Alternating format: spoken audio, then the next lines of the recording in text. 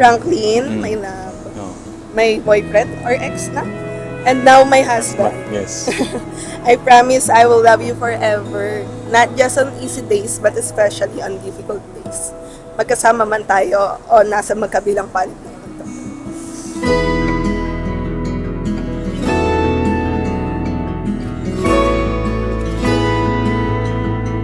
Happy wedding day, love. Every moment I spend with you feels so precious, and I treasure every second we share together. Being with you is one of the greatest blessings of my life. I can't wait to spend a lifetime by your side, growing, dreaming, and loving you more each day. I love you so much. See you later at the aisle. Love, thank you dito. Lagi ko to susuotin. Na-appreciate ko to, and salamat ulit. See you later. I love you. Thank you po ulit. Thank you sa inyo. Salamat sa inyo. Thank you. Wow, ganda-ganda yun.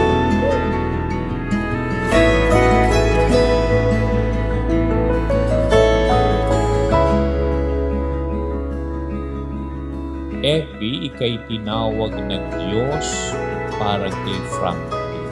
At ikaw naman, Franklin, ay unti-unting tinatawag ng Diyos para kay Effie. May plano siya para sa inyo.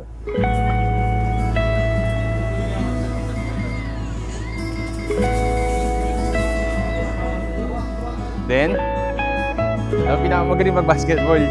Laro ko sa Dota. Si Roy. Nagkamali pa na palit-palit. Mahal, I know life won't always be perfect. We may face trials, hardships, and days of doubt. But through every season, I vow to remain your constant.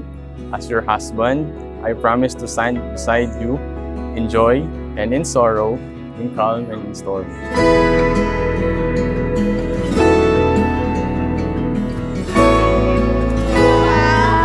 Yan. Sasayaw na yan. Thank you. Hello, mahal. Alam mo naman na gift ko. For you. Hindi kasi siya marunong magtago ng secret. Charot. I love you. Let's always be thankful kasi God always provides. Love you. Kilig. Wow. Umayin natin. Ang bango. Thank you, love. See you later. Mag-ready ka na. Alam mo ba, munti ka na sumuko ang puso ko sa paulit-ulit na pagkakataon na nabi ko. Mukhang delikado na naman ako, o bakit ba kinikilig na naman ako? Pero ngayon ay parang kakaiba. Etong gifts ko, patingin lang ng effort. Wow, nag-message! Sabi ano lang, ngayon. Thank you lang sa inyong lahat. Wow, sa pag-aari. Di magmamadali, ikaw lang ang katabi hanggang sa ang buhok ay pumuti. Di na maghahanap ng kung anong sagot sa mga tanong dahil Ano, asawa ko? hindi na Mahal, salamat sa pagmamahal mo, sa pag-aalaga, sa pag-intindi, sa pag-adjust. kung meron lang kulang. So, papakabait ka lagi. Apo. Ayusin mo yung pamilya. Apo. Always family first. Gagawin mo lahat para okay yung pamilya mo. Kaya minsan magsasakripisyo ka para sa pamilya mo ka. Ganun talaga. At tibayan mo lang ang dibdib mo. Amo ma. Thank you. Pakayanin mo yan. Kumakalabit ang init at sinag ng araw.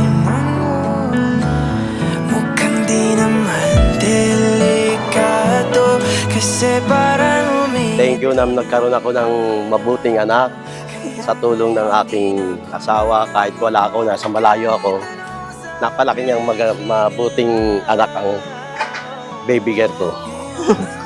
Yun. Di magmamadali, ikaw na ang katabi hanggang sa ang buhok ay pumuti. Di na maghanap ng kung anong sagot sa mga tanong dahil ikaw ang katiyakan ko. Hindi na ako mahiwaga kung minsan ang pag-ibig. Kung minsan ay hindi mo planado ang lahat. Pero dumarating ang tagpong iyon na gagawa ka ng isang malaking desisyon na panghabang buhay na siya na nga.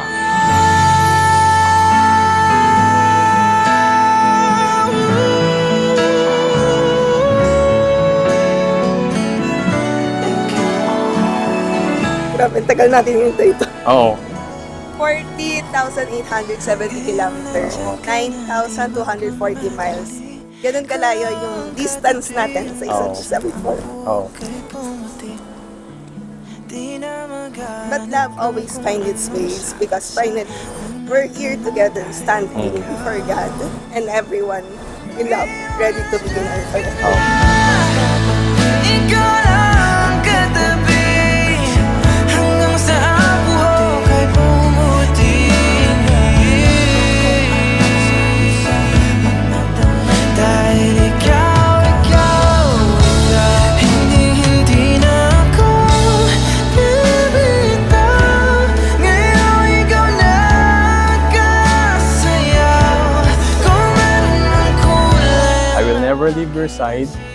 You will always have in a safe place, a steady heart, and a love you can call.